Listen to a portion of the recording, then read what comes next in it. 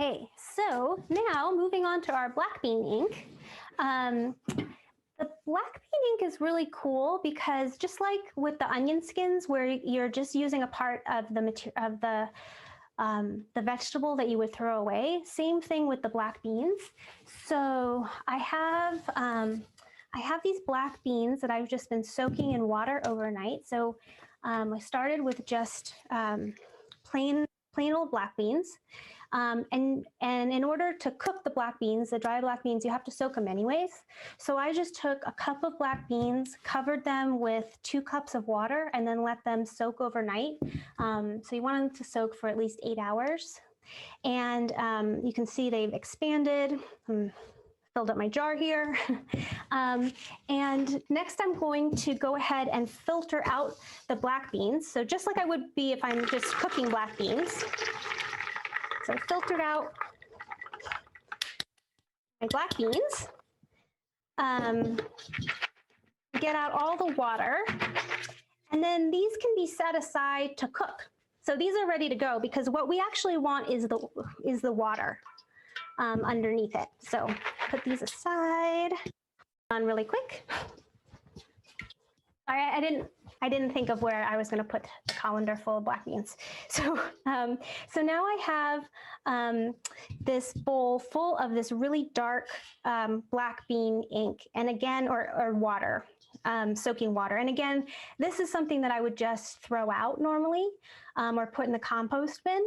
But this is a great material for us. We can use this to make a really pretty ink. So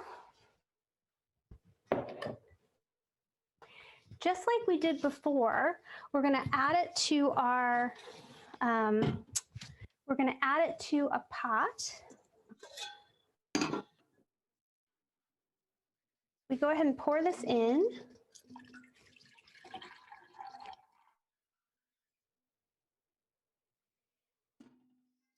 And then, so with the black beans, we let them soak, we have the water.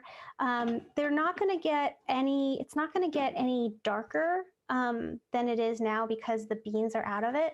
So we actually don't have to simmer it for the first hour. We can jump ahead to just putting the salt and the vinegar and the alum in. So we're going to do that next. And then we'll start cooking these down into a really nice ink.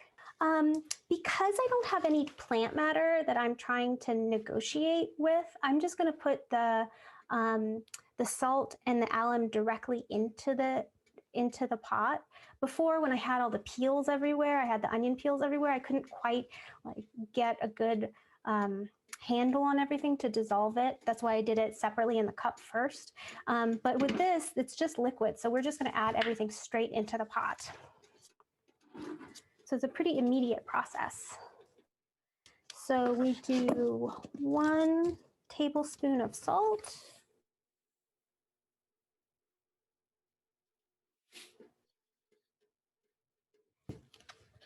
And then we'll do 2 tablespoons of vinegar.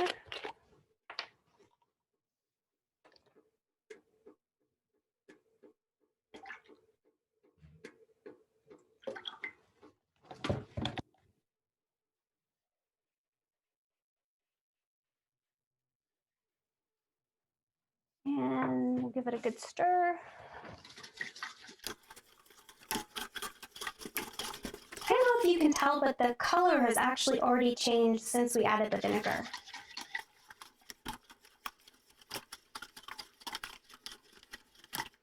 And then next I'll add my alum in.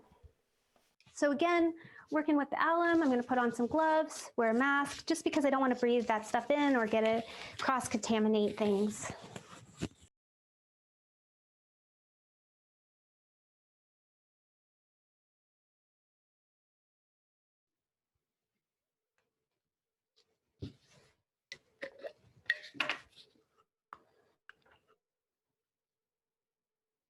Add it in.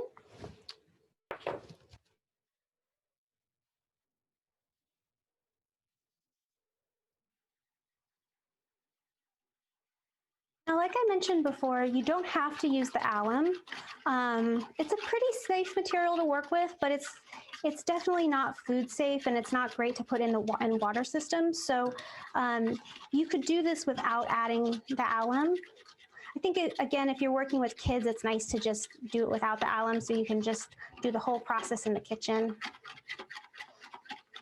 we're just going to let this heat up. And in theory, we would let this heat for another 2 hours. We're not going to go through the whole process because we don't have the 2 hours, but actually, I think I'll set it up and let it cook down outside while we're doing this, and we can check back in on it. But let's look at the color now.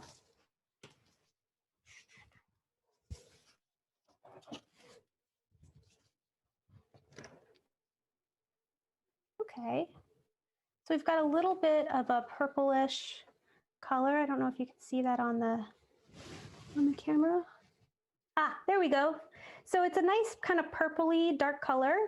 As it cooks, it will become a richer, more condensed color. And you can see actually as it's drying on my little tester strip here, it's getting a little bit more blue. So we would just let this one cook down even more, and we'll do that. I'll set it up at a different burner outside and let that slowly go. Yeah, this color is looking great already. I find this so, we'll check back in on it, but I find it so satisfying that you can get some really beautiful color just with the soaking water from black beans. I mean, that's so cool. The next thing we're going to do is avocado. And so you technically could have a whole nice dinner with onions, avocado, and black beans. You could make tacos and then save everything and make ink. So it's pretty cool how it all works together. So this is already turned into a nice purple mush of stuff here. We're already getting some, I don't know if you can see that, but we're already getting some nice color happening here just from it being in the pot for a short amount of time with the salt, vinegar, and alum. And it really kind of nicely concentrates everything. So we're going to get a really pretty blue ink out of this. I'm going to go and set it outside. And then I'm just going to go grab our black bean ink so we can look at the color. That one's still developing, but it develops fairly fast. So yeah, so let's go get that one. So I think this black bean ink is a real stunner. It still needs to cook for longer, but you can see as it dries, we're getting this really nice navy blue color. And I think it's really pretty. And even in classes where I teach, like working with all different types of ink materials, I definitely use this one because it's a great one. Yeah, this is a great color. And you can even see on this paper. It's just a really beautiful, nice, rich color that we're getting with the inks. And the nice thing is with, what I think is really cool is you can get a really nice color palette with all of these. So by using the avocado, the onion skins, the pomegranate, you can get this really, in the black beans and the red cabbage, you can get a really beautiful rainbow color palette that's really natural and has a lot of variation to it. I think that's one of the things that's really beautiful about these natural inks is that they have just a really lovely variation to them that you don't necessarily get with store-bought inks, which is really cool. Oh yeah, you can see this color is really developed on the swatch there. So I think they really grow on the paper. As they sit on the paper, they get darker.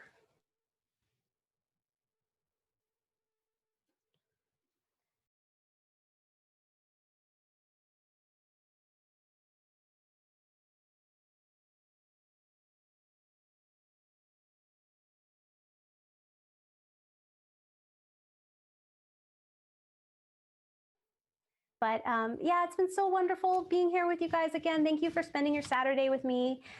Please make ink, and please let me know if you have any questions. Thanks again. Bye.